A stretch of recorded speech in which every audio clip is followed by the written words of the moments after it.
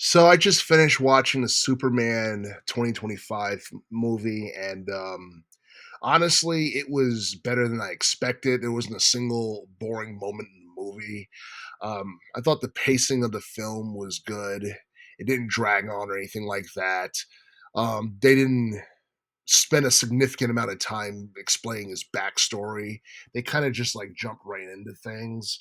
And throughout most of the film, Superman looks, vulnerable and, weak and, I don't know, he's always in like either emotional or physical pain of some sorts. He looked more human in this film than he did in like previous films, like older like Superman films from back in the day. And I thought that was one of the things that actually made this a good movie. This was directed and written by James Gunn. It had a budget of like 225 mil, and so far it's done over like 400 million in the box office. So it's already a box office success, and in my opinion, it's one of the best films of this year.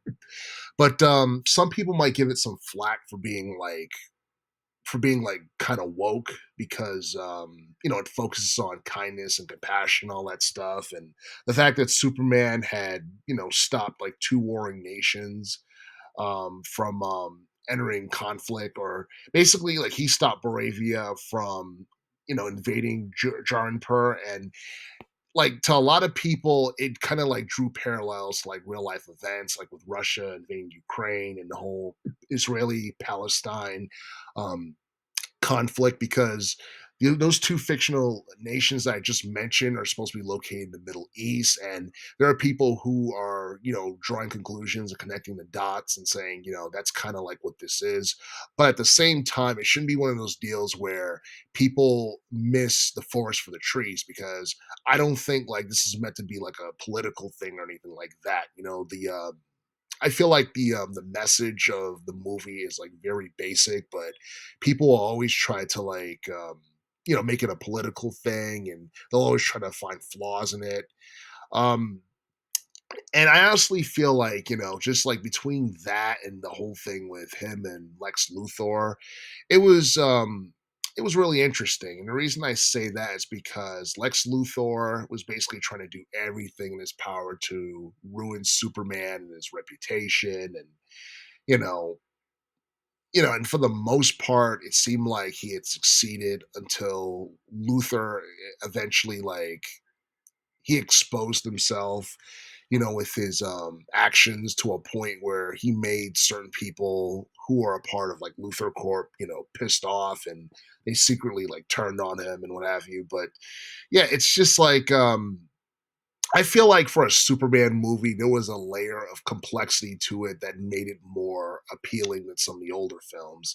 And and I don't know, like I feel like for a PG-13 movie, it wasn't like too wholesome, but it wasn't too violent either. It was kind of like a healthy blend of the two. And even for a PG-13 movie, it was kind of violent at times. I remember this guy, he brought his kid to see the movie, and every time Superman was getting beat up or it seemed like he died, he was like crying and screaming and stuff like that. So, but that's expected because it's not a PG film, and normally you would think like Superman would be like a PG film or what have you, but I feel like the film actually did pretty well using a PG-13 format, because let's get real, I can't picture an R-rated Superman movie because there wouldn't really be a happy ending or anything like that. And and yeah, I don't want to ruin like most of the movie for anyone who hasn't seen it, but the appearances, with Green Lantern, Mr. Terrific, and Hawk Girl, those were kind of exciting. And obviously, Batman and Wonder Woman wasn't in it because obviously they wanted to focus solely on Superman. Having Batman make a cameo would probably, take some of the spotlight off of Superman. Same thing with Wonder Woman. Um, and yeah, I mean, there was a lot of I felt like there was more unintentional comedy in this film than anything else. There were certain moments and things that happened in the film that I don't know, you just couldn't help but laugh at, and like especially like with the cameo with Supergirl in the end, and Crypto the dog kind of just pounding her and all that stuff. It was kind of funny. And speaking of which, Crypto the dog, I feel like was one of the best things about that film. I remember when Lex Luthor broke into the Fortress of Solitude when Superman wasn't there and he was out fighting a giant creature. Um, and pretty much he captured Crypto and retrieved a message that his parents had sent him that was incomplete, and he eventually used that to turn the public against Superman and make him think he was a threat to the world. But the thing is, it's like Superman in that film would literally die for that dog. That's how much he cared about it. So much to a point where, like, when he confronted Luthor about where the dog was, I honestly thought he was gonna like John Wick his ass. I mean, that's how like funny it was. Like he wanted to beat him with an inch of his life, probably kill him, but he knew he was being recorded, so he was like, "Yeah, I can't do that." But I don't know. It was cool. There was I think the Peacemaker made like a cameo appearance in this as well. Um, yeah, I mean, Lex Luthor had succeeded in turning the public, even like the Justice League or Justice Gang, whatever you want to call them, against Superman. And in spite of all that, I guess like there were people who were close to him, like Lois, and and like the guys in the Justice Gang, Green Lantern, Mister Terrific. Um, they knew something was off, and they ended up like proving his innocence and all that. But yeah, like the fight scenes were actually fun, with like Ultraman and all that stuff. All that stuff was fun. I think the interrogation scene with Lex Luthor and him, playing Russian roulette with that guy and ultimately killing him, that was kind of effed up. It looked like something you would see in an R-rated movie or anything like that. But like with me, I don't know, just watching this, um, like I know like Superman is radically different from Batman, but to me it kind of felt like a PG-13 version of Batman the Dark Knight, in the sense where people think like Superman's a villain, but he's really not. But in Batman Dark Knight, it's like people like never like really found out the truth as to what really happened. And they really thought Batman was the villain, and Batman wanted to, you know, he wanted everyone to think like he was the villain because the truth was too, messed up, and it would plunge society or Gotham deeper into darkness. So, and I obviously like know that, they couldn't really go that direction with the Superman film because it's PG-13, and it's supposed to be wholesome to an extent because for the most part that's how Superman has been portrayed in media, even though he was portrayed more as like a one-dimensional, character that was like Paragon in the past. It's like they still kept some of that intact in this reboot, but they added a layer of complexity to it, and it was slightly darker than what you're used to seeing in Superman films. So I honestly think like those were all like strong positives with the Superman 2025 film, and yeah, I honestly wonder whether or not Warner Brothers considers or plans on making a action adventure Superman game, because I honestly feel like this is something along with the Superman anime series that we got not too long ago. I feel like those two things are something it's going to like catapult Superman's popularity to where it once was like decades ago, because I feel like the past like decade or so like Superman hasn't really been all that popular, and I feel like to some extent his image had kind of been like ruined. And what I mean by ruin, it's like people think that Superman is just this hollow one-dimensional paragon figure, and if he were ever to like turn evil for whatever reason, he would just be a dictator who rules the world with the iron fist, because I believe he was sent to Earth to, I guess, do that, but he didn't really know that. But the thing is, in the first Injustice game, um he had to lose like Lois Lane to become, a dictator. And you look at the Superman 2025 film, I don't think he really lost anyone close to them. He didn't lose the dog, he didn't lose Lois, he didn't lose his adopted parents, he didn't really lose anyone close to him. So he didn't necessarily like, he didn't like plunge deep into madness or darkness or anything like that. Because if that were the case, it wouldn't be a PG-13 film; it'd be a rated R film. And the thing is, I think it'd be damn near impossible to pull off a R-rated, Superman film unless he was like the main villain or whatever. But I digress.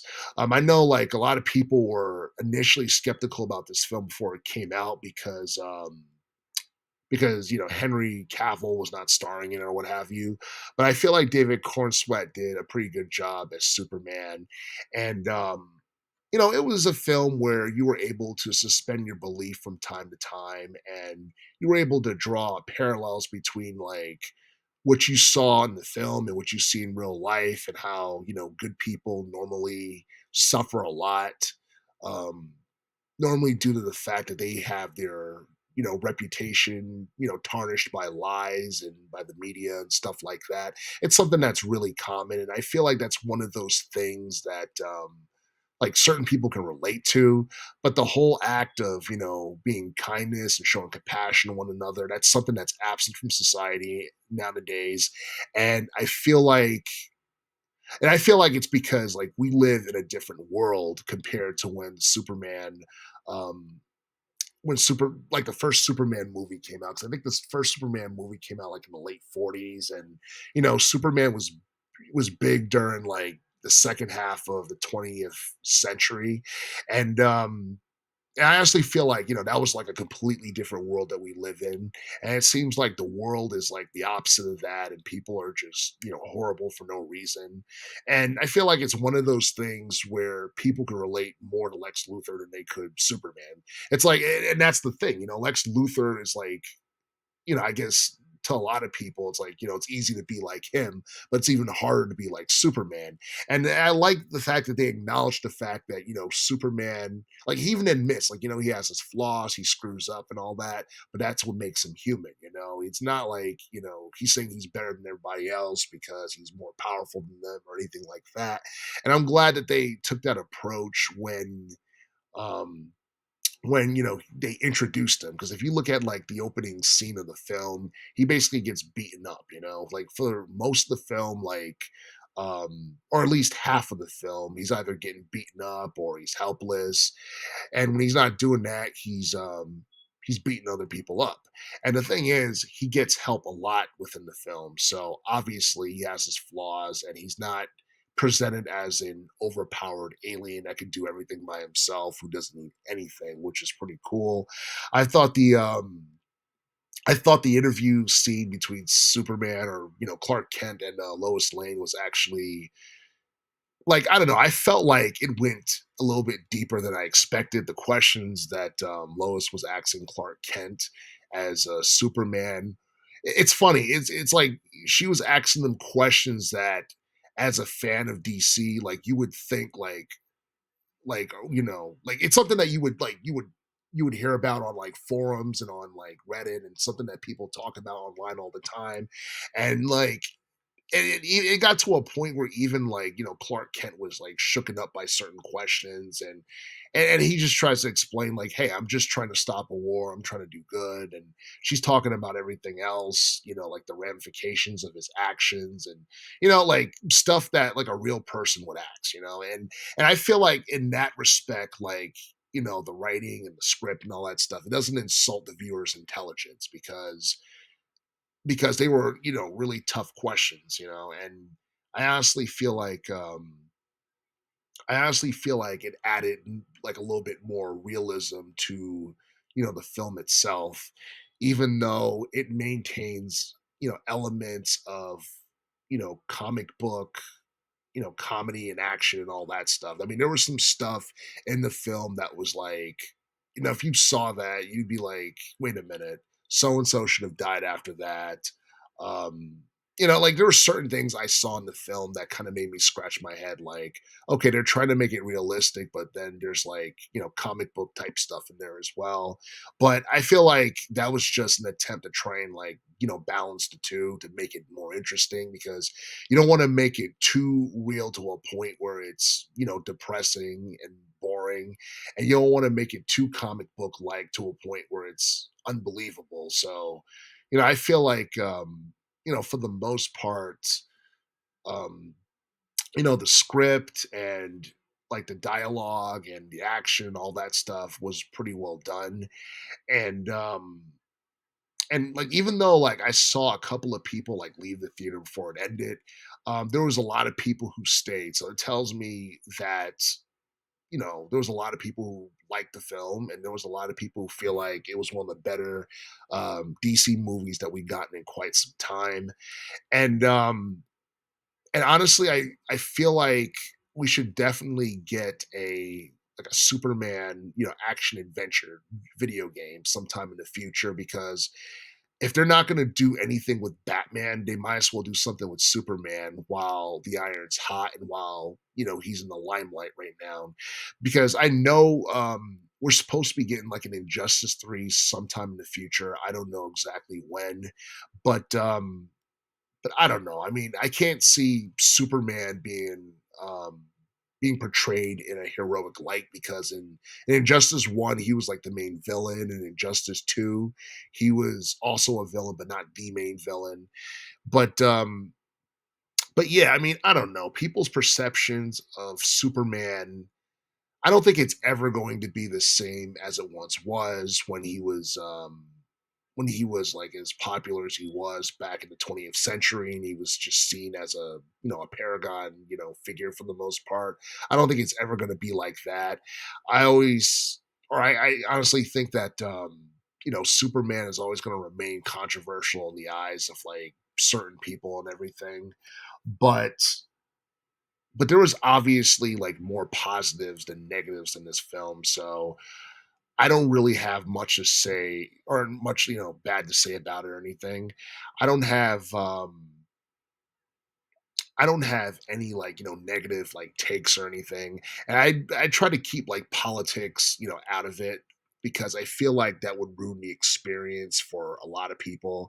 I just feel that, for a PG-13 movie, it was done the right way. It wasn't too dark, but it was dark and gritty enough to a point where it kept you emotionally invested.